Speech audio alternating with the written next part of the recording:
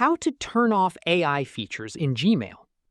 Want more control over how your Gmail data is used for smart features and AI-powered tools? Here's how to change these settings. First, open Gmail and tap the three lines in the top left corner. Scroll down and tap Settings, then select the Gmail account you want to manage.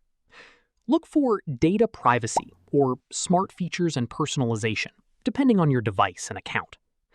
Here, you'll find controls for smart features that use your Gmail content and activity to personalize your experience.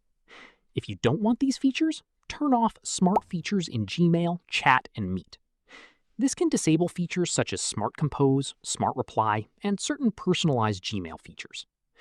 You may also see a separate setting for smart features in other Google products.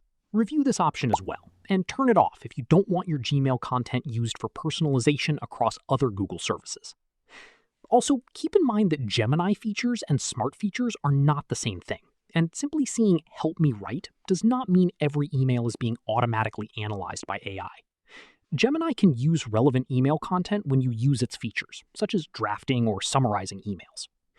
And that's how to manage AI and smart feature settings in Gmail for better control over your privacy. If you found this helpful, click like, share, and subscribe for more such content.